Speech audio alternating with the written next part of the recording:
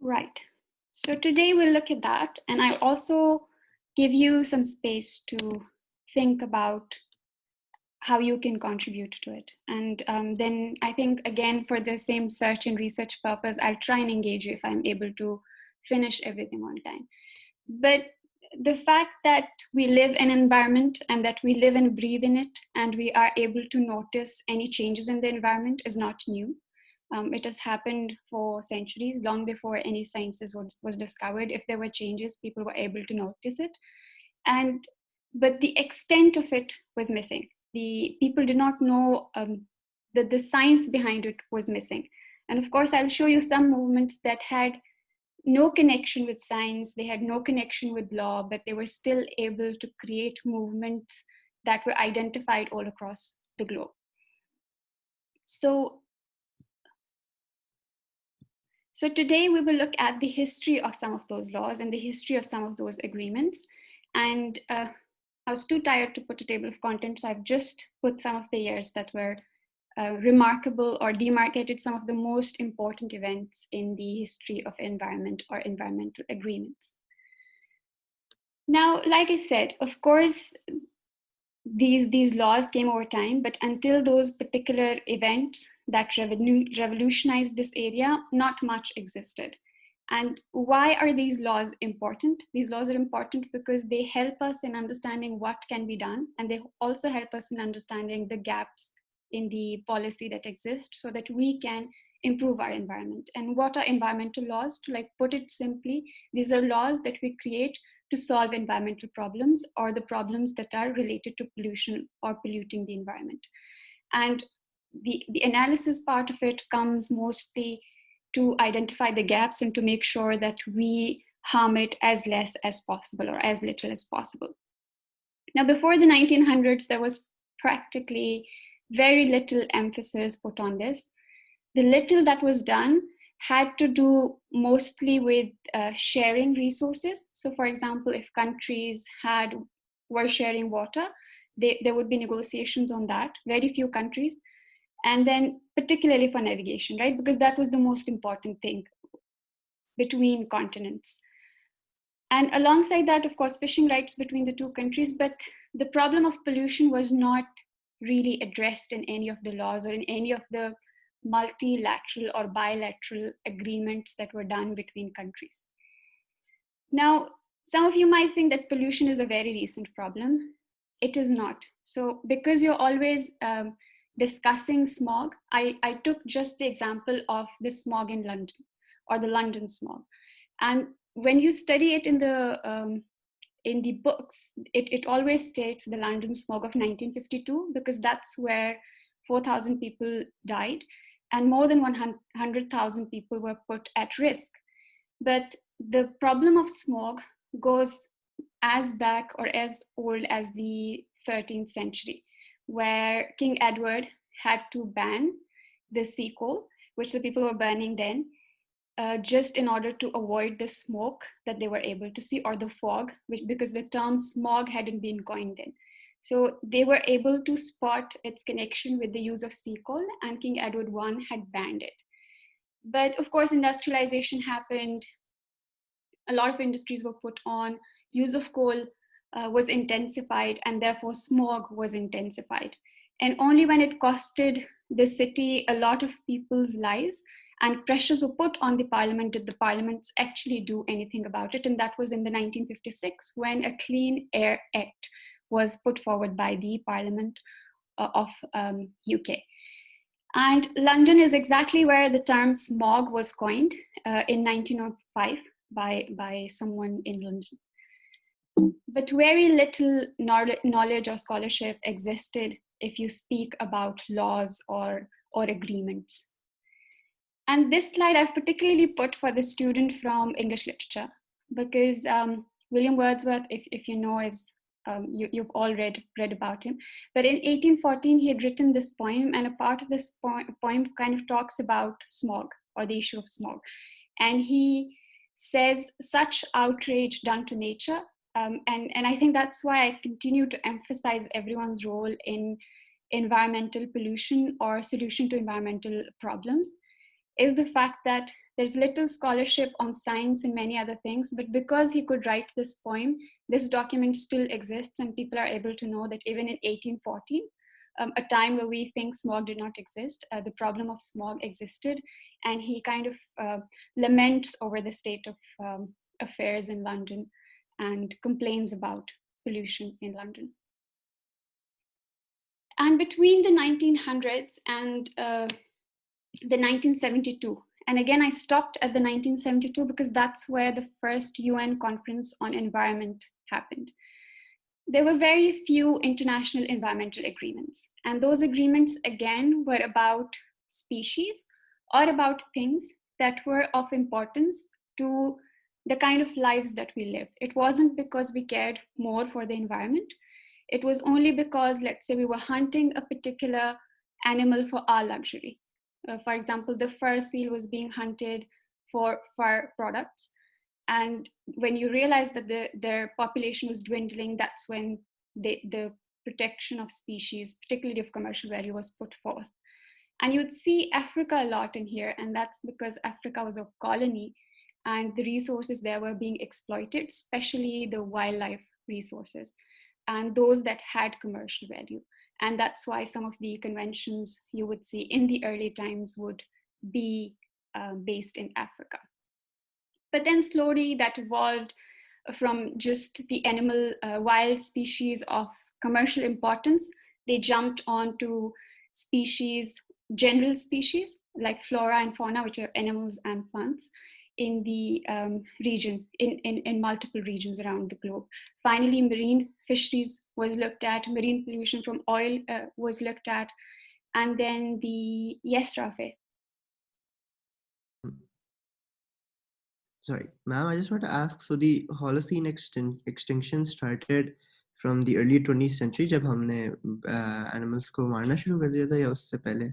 उससे पहले भी there was so the same thing, right? It's not wherever. So why did London started using sea coal?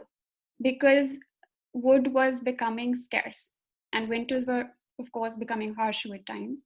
तो sea coal का इस्तेमाल हुआ ही इसलिए था कि आपके पास वुड जो है वो कम हो गए थे, आपके जंगल खत्म होने शुरू हो गए थे, and that's why sea coal started. तो अगर आप स्पीशीज की बात करें तो it mostly had to do with human consumption side of it, and wherever we were over hunting for food.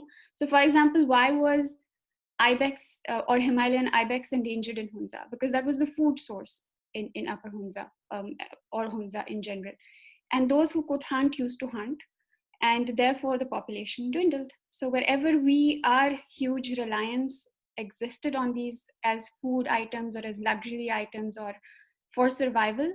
But you would see some of them there, they're not those migratory birds or killing them. Most of it sometimes can be for fun as well, like you're hunting for the sake of hunting, or you're using the wild animal just because you could put a luxury item on yourself. So it was a mix of both, but this isn't restricted to a particular timeline. And that's why I shared the example of King Edward in the 13th century banning coal, because we always think coal is a very recent, a very industrialized world problem. It is not. Okay. So then in the 1960s, finally, people, it just goes on to show that slowly things were broadening up from mere marine and fisheries, as well as animals of value. We were finally shifting to other natural resources, to their conservation. We were shifting to oil pollution. So a little bit of man-made pollution was coming in, nuclear waste, especially nuclear energy that was used in power plants. Their destruction or damage was discussed. So finally, it was expanding. And we will discuss Ramsar Convention in the slides ahead. It was also one of those groundbreaking conventions that happened between countries in this area of environmental agreements. And then, because then the pollution and the scale of pollutants, the way we are monitoring pollutants right now, and the way we are producing pollutants right now wasn't the same then. So the focus often was on, two countries interacting with each other. Like I said before, two countries sharing resources, two countries sharing water.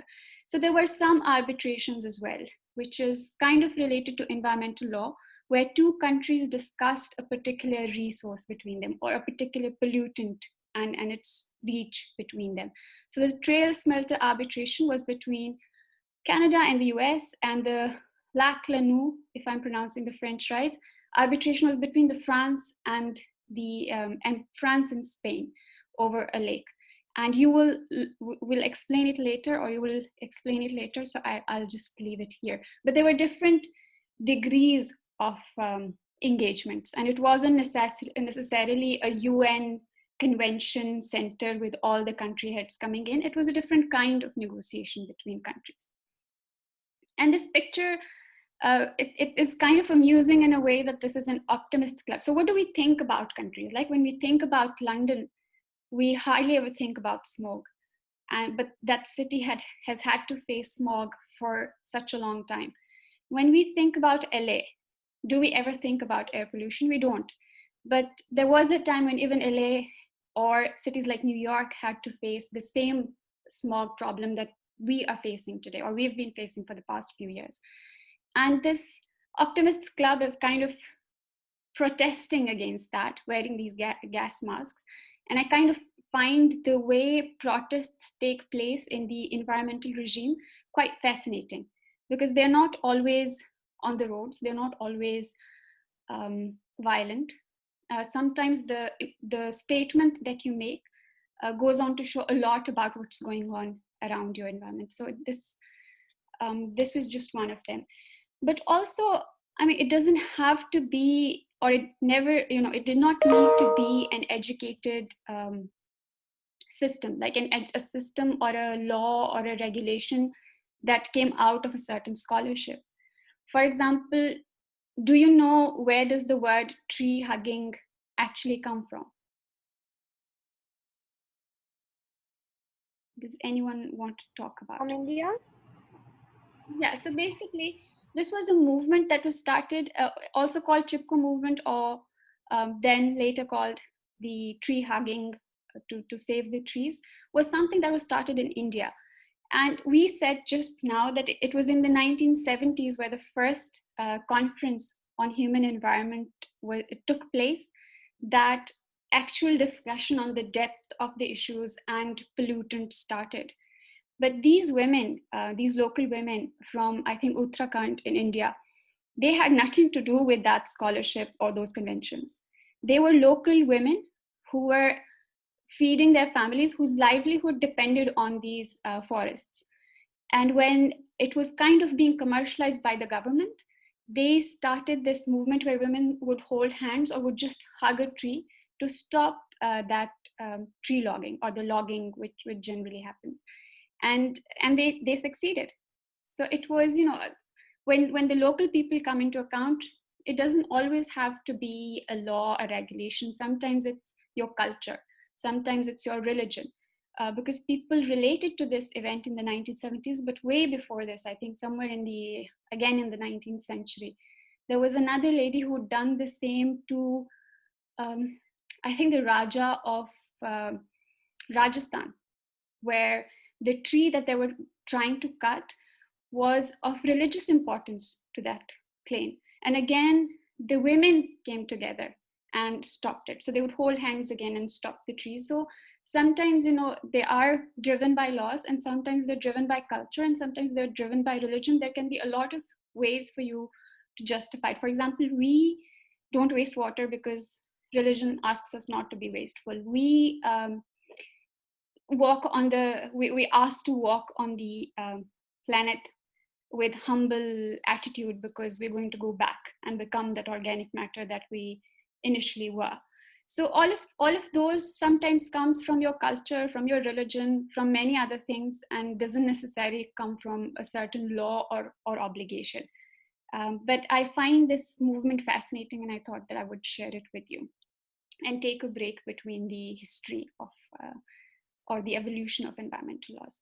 So 1972, when the United Nations Conference on Human Environment happened, that was for the first time, there was a discussion on the conflict between the economic well-being of the planet, or economic well-being of the people, and between the environmental problems, because they were in conflict with each other. And it was established for the first time that if you want to economically grow, we might end up harming the planet. And therefore, very stringent actions were put into place and said, we need to do these measures. But it concerned a few countries, and those countries were generally countries from the developing world. And they said that because you have used the same industrialization process to become as powerful as you've become, to become as economically independent as you've become today, and it would be unfair of you to now put this burden on all of us of not polluting the environment anymore, because it will stop us from economically growing. And that's why this concern was raised. And you will see in future how this agency tried to counter it, how they are now allowing the developing world to industrialize a little bit, and then the carbon credits and all of that, and how that justifies for a lot of industrial activities that are happening in the developing world. But it definitely, our starting point was definitely difficult in a way that there were already some laws put into place. And the good thing about all of these conferences that took place was that it was a multi-stakeholder meeting. Not only were political leaders invited, academics were invited, businesses were invited. So for the first time, it became more inclusive, it became open, and it coined the term sustainable development. And I think I'm going to pass this on to you. Does anyone want to define sustainable development?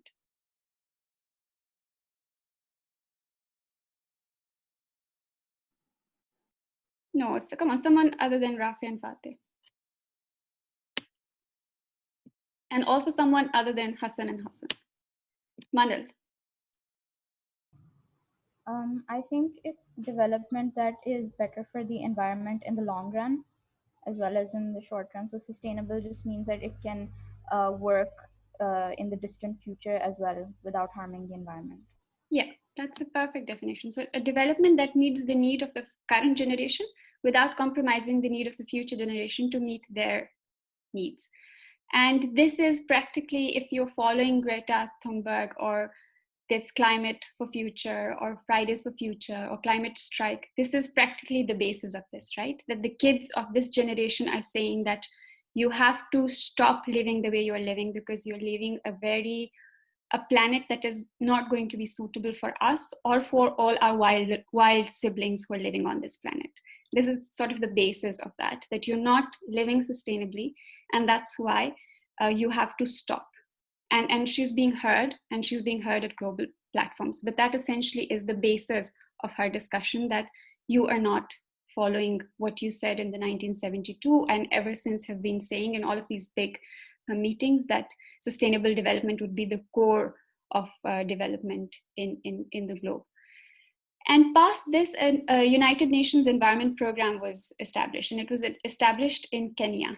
And again, by establishing these headquarters or these agencies that work towards the environment in places like Kenya, because before this, all of the bigger organizations were placed in Europe or the US, finally, statements were being made, that is, they moved out of their typical zones. And then a lot of multilateral environmental agreements were set, such as some for the prevention of marine pollution, some on protecting the cultural heritage or resources, and it has benefited the environment. So for example, if there's a park or the same forest that the livelihood of a particular community depended upon, it was their natural heritage, because that community and that forest had a relationship of some decades or some centuries. And now, by bringing in these conventions, by bringing in these discussions, they were kind of given more authority. And the state was asked to keep those indigenous communities into account when they look at this.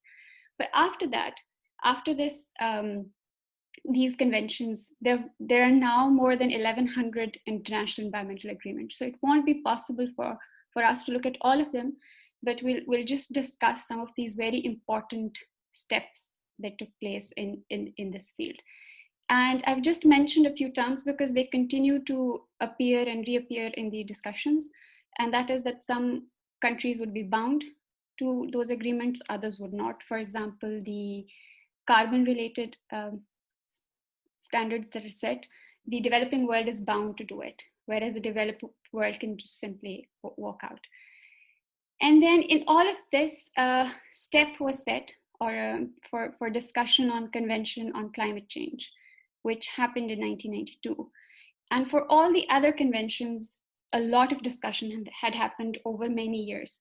But it was finally shrinking because countries were becoming aware of the importance of it, as well as becoming trained in the process of negotiation over a common resource.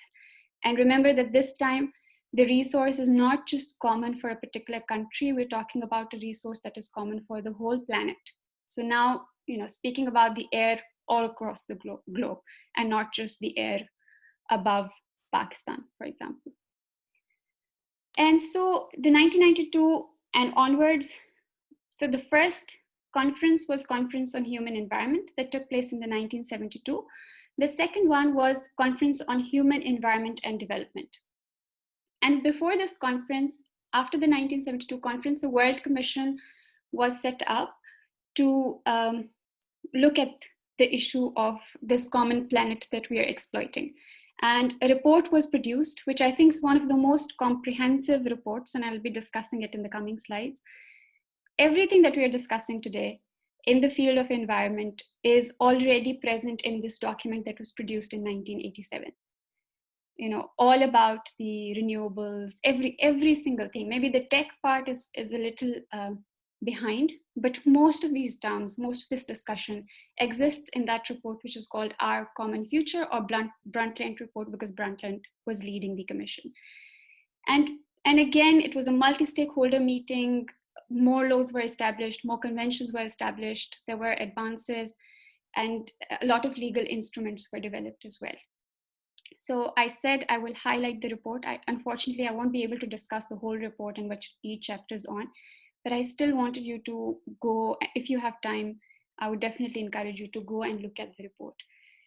And like I said, Mr. Brundtland was reading this commission. He produced this report. It's a very extensive document. And for the first time, not only was the term sustainable development and its definition coined, but also a framework was set. So before this, it was all discussions. It was all words that did not comply with actions. But now finally, a framework was being put into place. More agreements were coming in between countries and agendas were being set. So in this particular summit, which is also called the Rio Summit, an Agenda 21 was set, where you said, where a list of priorities alongside a time frame was given for environmental improvement or environmental management. And this report says that we need to move from one earth to one world, and that because our concerns are common, our endeavors should be common as well. It defines the sustainable development and it gives an action plan for it locally, nationally, internationally. It says that sustainable development comes at the core of environment, economy, and social equity or society.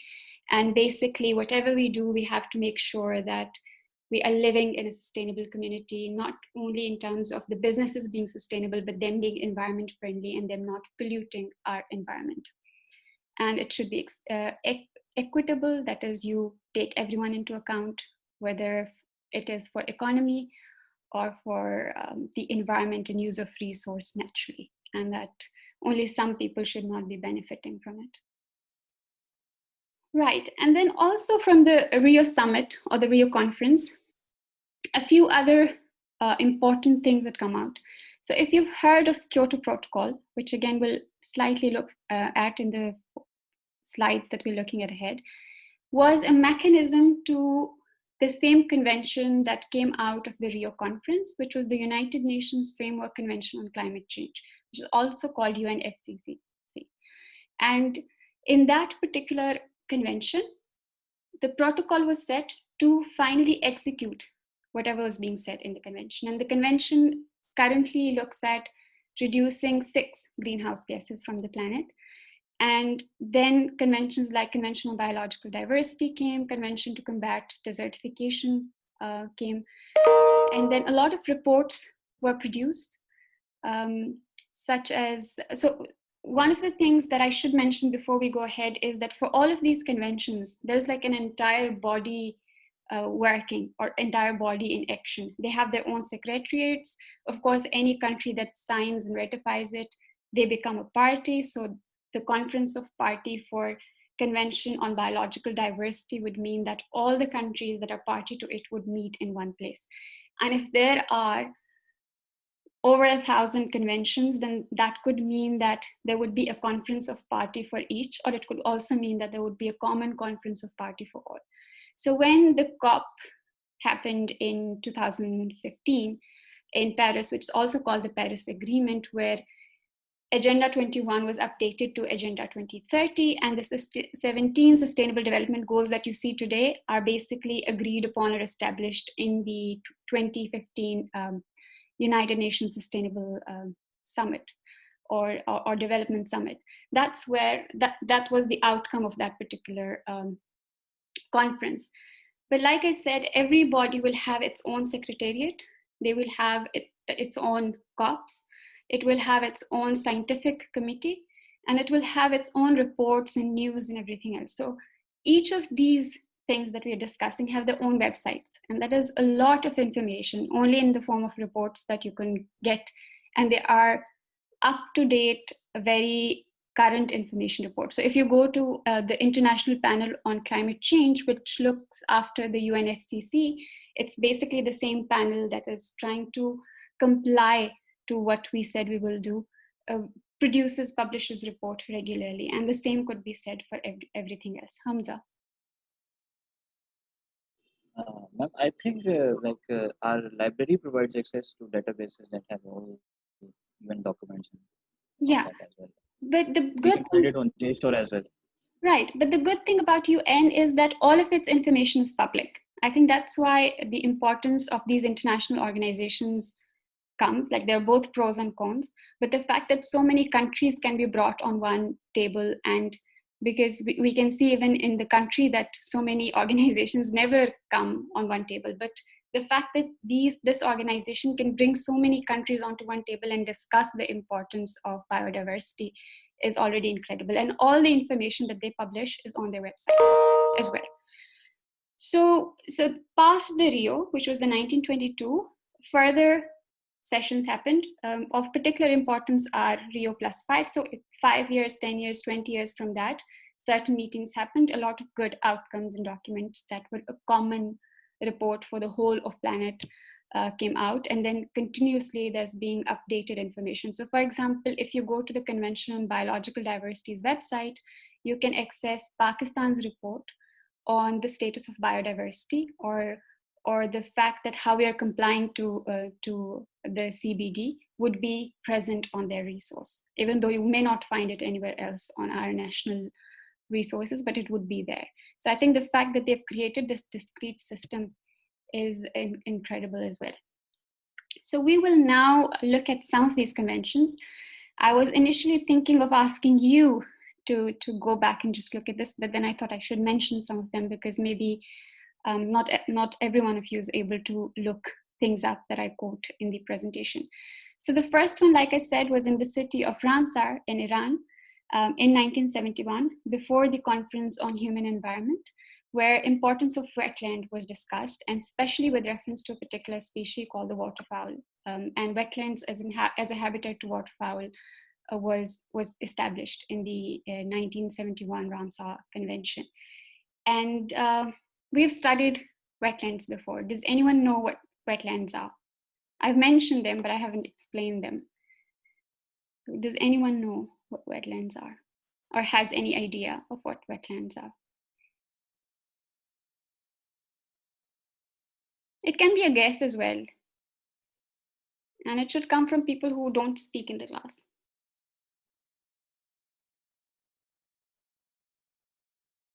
Mansoor. So water bodies like river or seas, oceans, that might be called as wetland. Okay. Bisma, do you want to go next? Yes, I was. It's just Yes, maybe it has something to do with marshes or swamps, Yeah, yeah. hydrated. Yeah. Yeah, so there are water bodies that are not too deep. And sometimes we say, and before I go to the next slide, so these are not more than 6 meters in the low tides. Like the high tides can be high, but in the low tides, they're not more than 6 meters, and they can be at the juncture between places. So they can be riverine, which means next to the river. They can be marine, which means next to the marine body. They can be plasterine, which means it's next to another marsh. They can be lacustrine, which means it's next to a lake, but where the water depth is not high. And oftentimes that space, or what we call wetland, offers a huge escape to biodiversity. The population of biodiversity there is much, much higher. And if you followed news recently, you must have seen something around the wetlands in Sindh, because there are 2 development projects happening in Sindh, close to Karachi, where a wetland is going to be harmed. And they have already closed it down for the fisheries community and for anyone else who accesses it for their livelihood. And they're going to plan certain development activities there. And with this, I also want to mention that you might have also seen that wetlands are being used for wastewater treatment. They are basically a buffer, and sometimes they're created by humans as well. So let's say if a lot of water is going from my house and or all the municipality, and it's storing in a particular place, and it's now providing a water body. It's kind of, wetlands are more of a refuge place. You know how in the olden times, when there wasn't a lot of construction or infrastructure, there were spaces built for travelers to stop by. Wetlands kind of have a similar function. And because the depth isn't great, and because there is a little bit of salinity in it as well, the life that exists there is different, and it's generally more diverse. So yeah, that's that.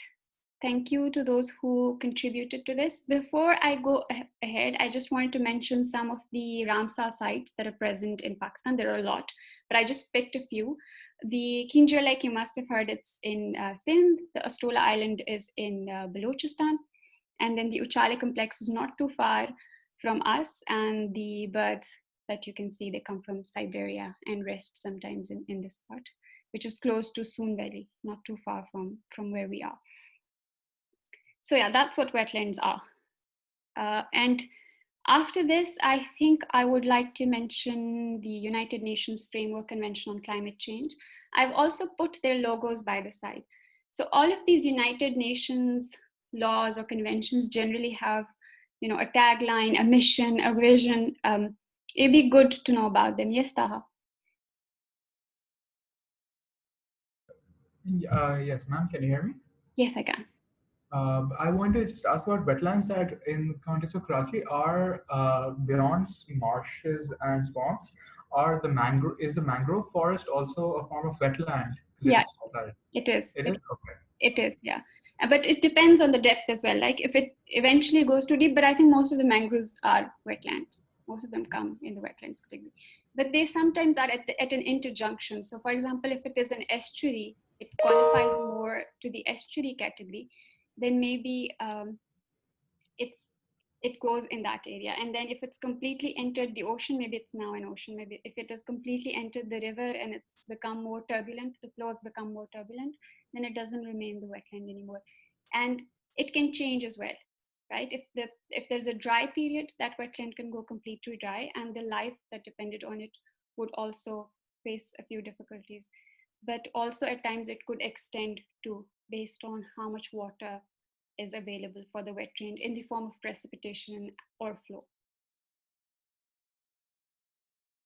Okay. All right. So the UNFCCC, which was also established in the Rio Summit, was adopted on 5th June. Now, who here remembers what do we celebrate on 5th June? World Environment Day. Yes, we celebrate the World Environment Day on 5th June for the same reason that United Nations Framework Convention on Climate Change was adopted on this day on 1992, which was a groundbreaking event. But Do you know how long it took for Kyoto Protocol, which is a mechanism to sort of functionalize it or actually implement it, took place? A lot of years.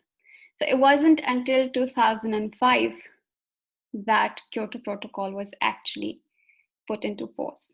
And that's because of the fact that countries like India, China, United States of America, as well as I think Australia, did not sign the UNFCCC in 1992. And because they were some of the major contributors, without their signature, this couldn't have come. It had come into force, but the Kyoto Protocol wouldn't have been adopted without their signature. So there's all of that social side of it, or the economic development side of it, the lobbying side, the delay, the power of some countries to veto or not veto something. It's the same as any political measures that happen outside of environmental laws in many multilateral agreements, that some of this is very, very political. So we promised to controlling the GHG emissions. We put a time frame to it. But when we talk about climate change, there are two terms that we often see, and they are mitigation and adaptation. Which one of you here knows what's the difference between the two?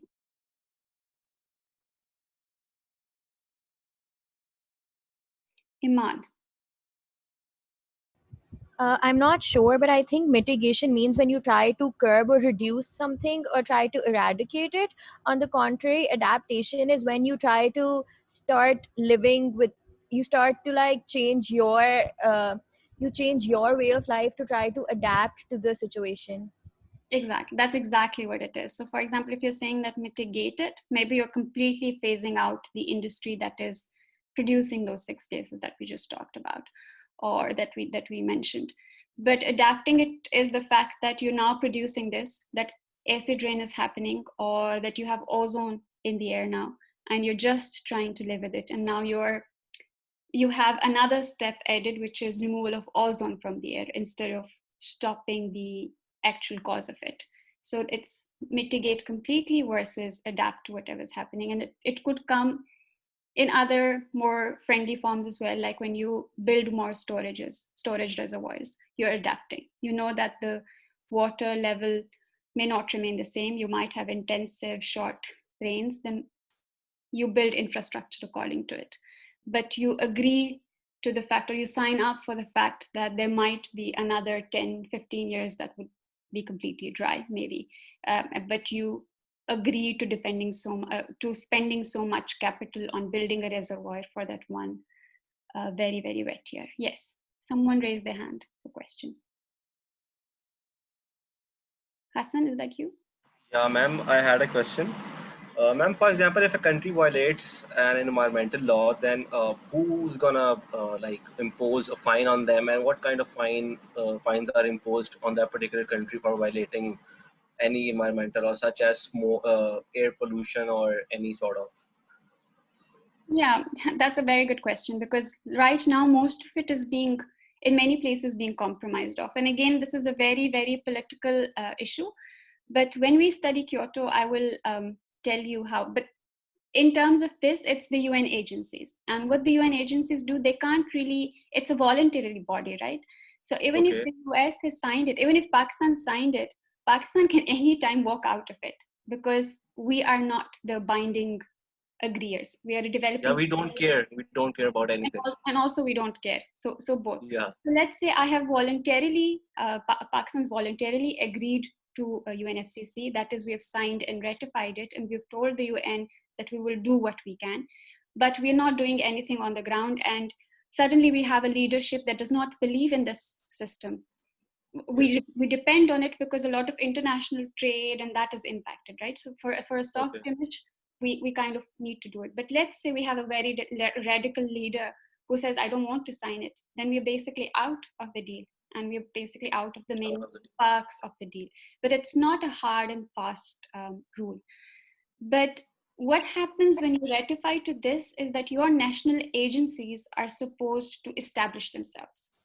So for example, if there's an environmental protection agency, if they agree to the UNFCCC, they would now have a limit for the industries in your locality or in your country. So let's say they have put national environmental quality standards for emission of gases into the air, then they can penalize you. They can put that monetary thing. But some of them are international, like the international are mostly in the form of maybe stopping trade, but that's also World Trade Organization. So it's not just the Thank UN. you, ma'am. Well, and then something that I've put, the figure that I've put basically is from the Paris Agreement in 2015. And just like sustainable development, we're now saying that if we want to build resilient communities, if you want to reduce the vulnerability of the communities as an outcome of the events that result due to climate change, we will have to, first of all, adapt to the UNFCCC. We will have to follow the Sustainable Development Goals or achieve the goals. And then also the disaster risk reduction, which the Sendai framework was something that I was exposed to earlier this year due to Dr. Mahmood, who's also one of the participants of this. So these three frameworks, like you understand that there is a polluter part to it and that you need to control the pollution. You understand that we have agreed to achieving these very, I think, overambitious would be the right word, very overambitious goals in the Sustainable Development Goals. And then past that, we also agreeing to the fact that disasters could still happen. Then how do we make sure that we reduce the risk to as minimum as possible? And that those three need to come together to make sure that communities are actually resilient enough to cope up with it. Now, Kyoto Protocol, like I said, it was adopted in 1997, but it was forced or enforced in 2005. When I say parties, I've put some terms in the slides. Parties are countries that have signed a particular protocol or convention, as well as have come to their respective countries and are ratifying it. So they have established those international, those national agencies that I was talking about in their respective countries. So this protocol essentially establishes or operationalizes the convention that we were talking about. And it binds the developed countries, but the developing countries are encouraged to join it. So the developing countries enjoy a lot of perks if they become a part of it. For example, I will not be really going into the explanation of the international emission trading and clean development mechanism and joint implementation because they need more time. But if you are interested in knowing about it, we can talk more about it. But for example, if I could explain, let's say one of them. So they're basically market mechanisms that are developed. And let's say I speak about the international emission trading. So what happens is that under the UNFCCC and the Kyoto Protocol, very stringent limits have been introduced in the US, but the limits are not as stringent for Pakistan. So let's say they are expected to produce absolutely nothing or very little, and I have a little leniency in what I produce because I have to also grow. So the problems that we had were compensated this way. There's a downside to it, but I'll talk about that later. Let's say now the industry in the US has to reduce its emissions by 10%, and I have to reduce my emissions by 10%. But my emissions is much more flexible than their emissions. And at the end of the year, they are not able to reduce their emissions to the level that they were supposed to reduce it to. And I have over-reduced because my emissions were already flexible and I was a good industry. I had good technical gadgets that could control it. And instead of reducing it to 10%, I have reduced over 20% of my emissions. So now what can happen is I can trade that extra save with the industry in the US or in Europe who are releasing more. And in a more what equals to what term, I think 1 ton of carbon dioxide or carbon is equal to 1 carbon credit. So if I have reduced XYZ tons and they needed to reduce that, but they haven't reduced it, we trade those carbon credits and I give them my 10 carbon credits and they buy it from me. So that's a kind of economic model that this has built, and the same could be said about the others. Like there are more complicated things, so like taxes and jointly working together. And Rafe has a question.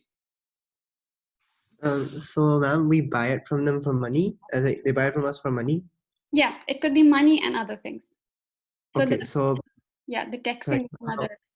Go ahead. how are the UNFCCC like? अब तो थोड़ी सी injustice नहीं होगी on the part of a developing country? Injustice ना developing countries पे injustice इस तरह नहीं होगी कि हम जो बचा रहे हैं ना एक्स्ट्रा, क्योंकि हम पे ऑलरेडी थोड़ा सा फ्लेक्सिबल है, और हम जो बचा रहे हैं उसको हम बेच रहे हैं टू द डेवलप्ड वर्ल्ड, और क्योंकि हम उसको बेच रहे हैं हमें असल में फायदा हो रहा है। इनजस्टिस जो हो रहा है ना, that is happening in the form of pollution, जिस पे कोई बात नहीं करता इस वक्त। सारी की सारी, why do you think are all the factories operating in Pakistan, India, China and Bangladesh? Because the laws are so stringent, and because of these same promises that they have made, that by this year we'll phase out absolutely everything, by this year we'll phase out absolutely, all NOx emissions, all this, or reduce it to 50%, like committing to the fact that we'll bring it down to 50, like less than 50%, or out of whatever scale it was, you're talking about less than half the emissions that you're producing. It is a big commitment to make. Now, what has happened due to that is that all the industries have shifted to the developing world, which means that in Pakistan, India, Bangladesh, the textile industry that we have is polluting our water, is polluting our air. Products are being shipped to the US. Our labor gets the 2, 3, 4 cents, and they get to sell the same fabric or the final product at a much higher rate outside. So all of these, even celebrity products that you see, all of these brands that you see, that's what they do. They take it for a very small, minimal money, minimum wage, everything else, export it there, and then we pay the price of polluting our environment, and we pay the price in terms of pollution, but we think that we are developing because we have a lot of factories. Did I even answer your question? Yes, ma'am. Okay. I get it. So I will not get into the details on that because that's a more economic, but if someone from economics has studied it and wants to add something to it, I mean, you're more than welcome to do that. Whatever I know if I can talk about, but it will always be these simple terms and things that I know about. So if you are an econ major and you've already studied it, like, feel free to raise your hand and I'll give you the floor. And meanwhile, we can keep talking. So the next convention that I want to talk about is the Convention on Biological Diversity. Again, it has its own logo, it has its own website, it has its own mechanism, its own scientific committee, its own secretariat, its own reporting system. All of that is exclusive to just this. And if you go to their websites, I think depending on which area are you more interested in, you would enjoy the updated information in the form of news and reports that are uploaded there. But as the name indicates, this was a commitment to making sure that we save the biodiversity, not just animal biodiversity, but plant biodiversity as well. And if you remember, we discussed the ecosystem, species, and genetic diversity of within biodiversity. So this convention looks at all of that. But over time, this convention has upgraded to include things like biotechnology as well. And if you know, all of these genetic modifications, all of these use of microorganisms to cure something, use of microorganisms to produce something more, that all comes into the biotech field. But then there is a problem of biosafety associated with it. What about these experiments that we are doing? How do we take care of the waste? How do we make sure that it's safe? How do we make sure that we're not messing up with nature? That kind of comes under the Cartagena Protocol, which is again by the same UN agencies. And that also lies under the Convention of Biological Diversity. So like all the other conventions, Pakistan is a party to CBD. I also shared the example of white saxwal, which is a species in Balochistan, which is endangered. And this again was something that I found out from the reports that were given to CBD by Pakistan. And it has impacted the economy of Balochistan because of the fact that these plants were something that the local animals used to feed on. So because of that, I think now their economy is at loss. Right, and just to quickly give you, by the way, the picture of the ibex, or the Himalayan ibex, I took it myself. That's from my village. But I've also put 2 more species that were endangered. The Himalayan ibex has, because of the trophy hunting strategies in the north, already it's not endangered anymore. So, but the Himalayan brown bears, if you know about them, which are found in the Deosai National Park, or that Deosai Plateau, their population was reduced to 17, and now the year before last year, they were celebrating. UNDP was basically celebrating their increase from 17 to 90 brown bears. And of course, again, the local tourism had a lot to do with this. Hunting had a lot to do with this. Locals taking their livestock for grazing into these highlands had a lot to do with this. So there are multiple factors that contribute to it, and sometimes hunting as well. And then the other photo is of musk deer, which is found in places like Kashmir and places the like of Kashmir, which is also endangered. So under the CBT, we kind of promised to save these species, or we kind of promised to take measures to save them, and we're already doing it. Now, I spoke about animals. I think it's important that I speak here about the plants. So generally, when we go for agriculture, what do? We make sure that we clear all the space, and we then start agriculture, like whether it's commercial or any other form of agriculture. Naturally, or in a natural habitat, it would be more important if alongside these wild species, you have, alongside these species, high yield species, you have some of the wild species at the outskirt of it. So if you're growing olives in Balochistan, you also have some of the wild species there. And there's a benefit of having those wild species around the species that are high yield, because the high yield ones have been modified to be high yield, and they're genetically not very diverse. And when you do that, you continuously make them weak to fight the changes that would come into the environment. But if you allow them to interact with their wilder siblings, the genetic diversity is improved because of the cross breeding, because of birds, insects, etc., or the water, or the air. When they breed between each other, or when pollination occurs, the species is able to survive any climatic impacts that are introduced due to climate change or other stresses that are brought about by the environment. The species is well resilient to it, because that local or wild species has evolved over many, many, many years, sometimes centuries. So it knows the history of the environment more than a particular species that you would just bring in, which might have high yield, but very little genetic diversity. And now we look at the Convention to Combat Desertification. I wouldn't talk too much about it. We already studied what desertification is in the last lecture, at least touched upon it. Pakistan's a party to this as well. Pakistan has its own issues due to which desertification is happening. The UNCCD is often related to the impacts of droughts. So, because droughts is when desertification is sort of expedited, so it looks upon those as well.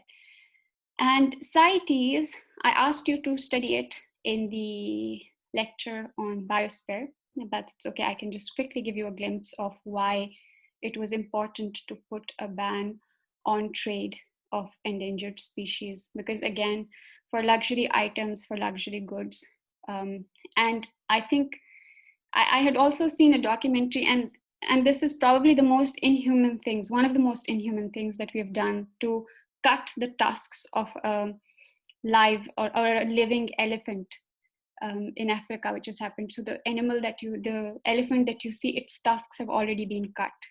So I think it's very painful for them. And if you are into using products like these, I would highly discourage you from doing it. And make sure whatever you're buying there is where it's coming from, and the fact that if you could discourage, if it's coming from such a source, how you could discourage it. In any case, most of these have been banned due to CITES, but illegal hunting, poaching, and illegal trade of these products is still happening, mostly I think between China and other places where people are fond of these furry products or products that come out of these. And again, Pakistan is a party to it. So now I am going to, if you don't have any questions, I'm going to divide you into break rooms so that you could go and talk about this. And like I mentioned, so you will have 10 minutes to discuss it, maybe 15 now because you have some time. You can discuss it and then you can leave the class. What basically I want you to do, I've given one leader to each group. In each group, I expect that you would look at what the convention is. For example, I've given Azan and Paul topics that are related to hazardous waste or waste that is dumped into the ocean. So you will lead those particular groups, and everyone else who's joining you, I prefer a group of 5. So if you've joined a group that is, yes, Dr. Mahmood, I can give you exactly 2 minutes while I create the break room. Dr. Mahmood? Unmute. Yeah, no, just really, I'll take even less than. I do really fast that I mean, but one thing I have not left UN is their huge databases. I mean, if you see some of these really, each of these subjects over time, I can mention very quickly 3 databases which I work with, and get better Dr. Mahmood, information your voice is breaking. than any other one. On it really. Oh, uh, hello. Hello, Dr. Mahmood. Is it any better? It's better now, yes. Yeah, I think what I was saying is that students should also look at some of the huge databases that UN offers, especially 3 examples. The FAO, over time they have included environmental issues, and it is a huge one. So is the water database is another FAO thing. It has a huge, and of course its standalone agency UNEP has its own big databases. So I think this is something probably not many students and the people know, that these UN agencies, I don't know what else they are doing, but they are doing this as a very good job of providing huge databases on each of these subjects. Yes, thanks. Thank you, Dr. Mahmood. Guys, can you quickly join the breakout rooms? Because I didn't know, I thought they would be open for, okay, all rooms are open. So I would request you to kindly join a room and ignore the leaders that I've set. But if the leaders happen to be in the same room, you can ignore it. Otherwise, just pick one. So room 1 picks up the convention on long range transboundary air pollution. Room 2 picks up the next, and so on. And then room 3 picks up whatever.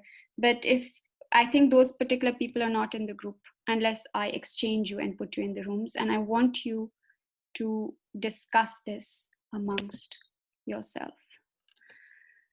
Okay, and let me then assign you to certain rooms. Hassan. And please join the rooms and start the discussion because I will be doing some admin work.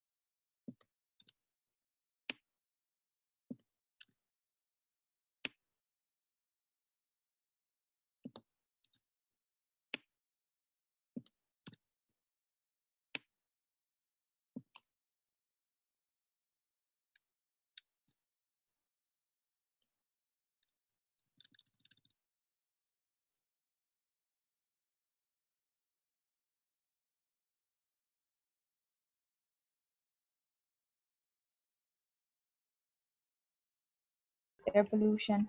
And then basically there was limits on combustion plants and electricity generation, things like that, things that cause air pollution.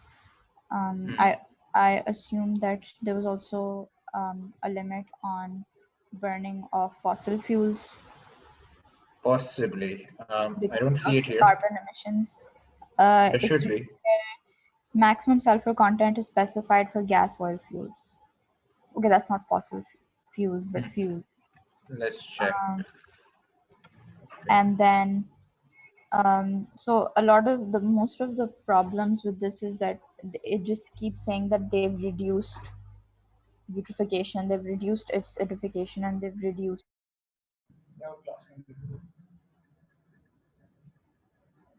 Ma'am, Yeah. uh, I'm slightly confused at least that, so you wrote Fateh's name in front of the trail smelters arbitration Yeah, meeting.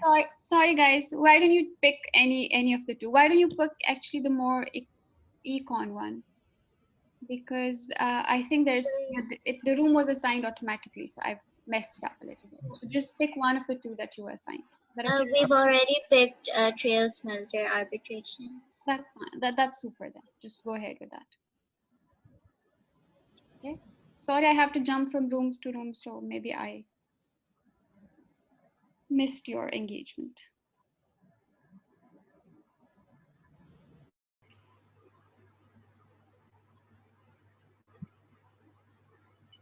Ma'am, we had a question.